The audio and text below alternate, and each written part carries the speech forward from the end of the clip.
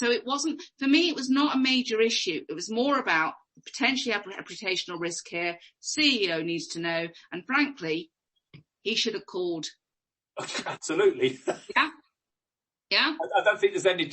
No, I've got a team. Ebola just kicked off in Guinea. The first thing I do is I message the chair.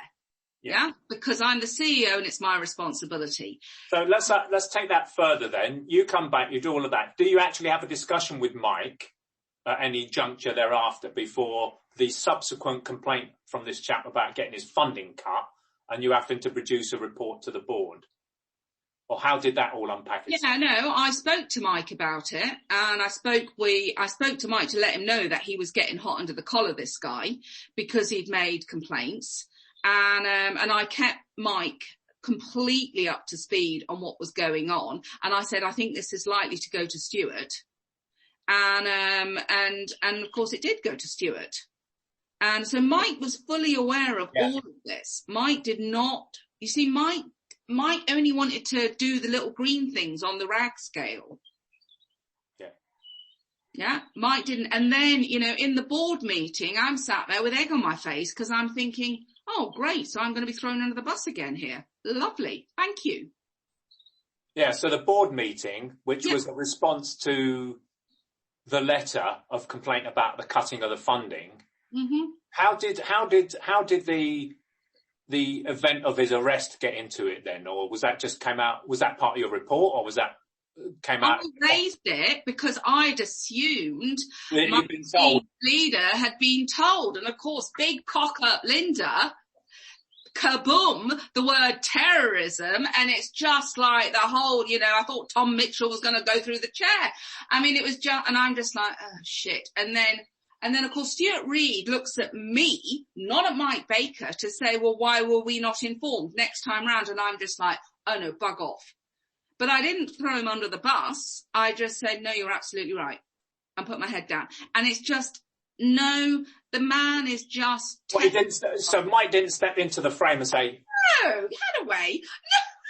No, I'm saying, a good leader would say, wait, that's my oversight, sorry. No, throughout every single board meeting, every time, it's Mike never took responsibility for anything, ever. Okay.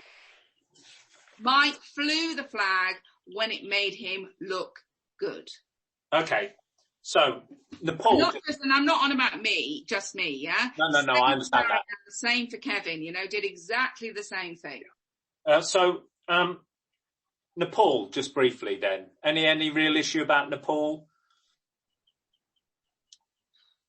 Not that I can remember. Okay, that's fine. Tanzania, partner. I mean, we had partner issues with Simon Pope.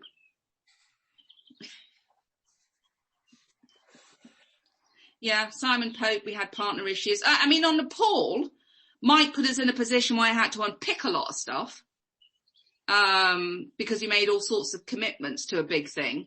Kate did an enormous amount of work to try to sort it out, and which he didn't want because it became too development for him.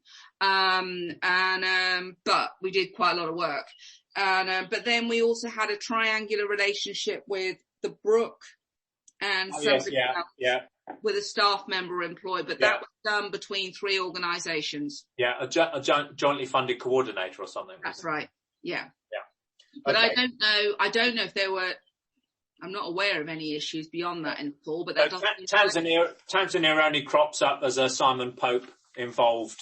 Simon Pope. Yeah, bless him. Wherever he went, whatever he touched, it was always, let me try and fix this now afterwards. The Mali was the biggest debacle. Right, so Mali. I know that from Rich, and it's caused Kit a severe amount of headbanging because it's still going on about let's go back to Mali and do this, or let's fund little kids on bikes running around doing motorbikes, running around doing bits and pieces. But Rich explains that because of this issue, they commissioned a report from an independent consultancy on being in Mali, which seems an extraordinary thing to do to me, given that it's just a simple operational decision to say no. Or am I a bit naive?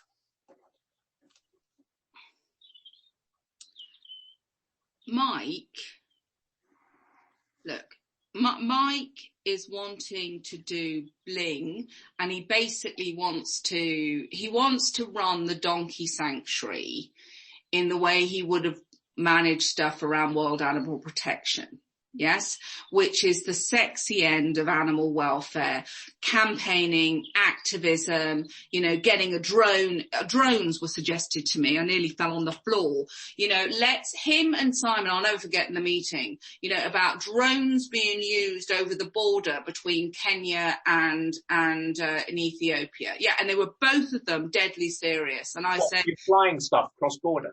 Drones. No, not flying stuff, to take pictures of the movement of donkeys. And I'm like, what planet? And I just said, gentlemen, I said, I love this idea. It ain't going to work. Okay.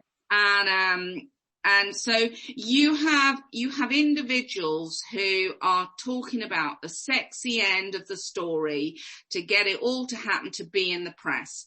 None of this actually translates into improved animal welfare.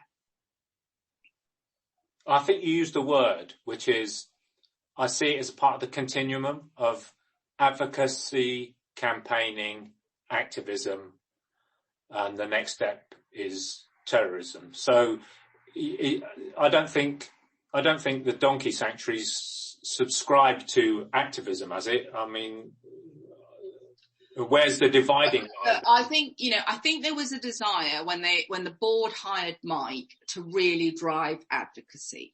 Yeah. But does the organisation have a proper advocacy strategy? Does anybody really know how to measure the effectiveness of advocacy and what we're trying to change? No, Mike doesn't want to do that, because Mike doesn't want to subscribe to indicators to measure impact. Are we trying to change a policy? What are we trying to do? Mike wants to stand on the stage. And Ian wants to earn a lot of money in order to help him stand on the stage. So you have, I know this sounds horribly catty, but on a level of an organisation that turns over, give or take 40 million, we were starting to grow this monster around advocacy, and the money that was being spent there and spent in China, where largely, as you rightly say, human rights. I mean, we had in 2018, or was it early 2019, there was a discussion around a vote of no confidence with executives about Mike Baker. And with the broader executives, or it involved me, Kevin, Marianne. It was driven by Faith Burden, and also had Annie Brown around the table. Around issues around China, his behaviour, not understanding it, and basically it was all swept under the carpet. My grievance detailed it. Yeah, I saw. Yeah. So, I mean, this is not, I haven't fabricated it. I spent a long time working in international development, but also service delivery operationally. I've never had anybody question my performance, or had a warning or anything against my name. And I find the whole behaviour here, there's clearly a pattern in an individual. And it cost me my job. And it also gave me a massive, knockback in how I felt about life in general. And he's not just done that to me. He's done that to numerous individuals.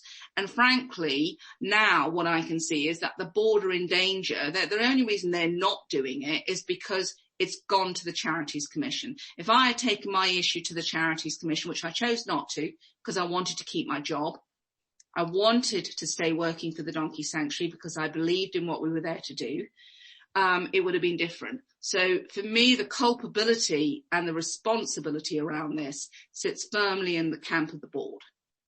Yeah. Mike Baker is not the problem. It's the board's management. That's the problem now. Yeah. Okay. Just finish Marley off.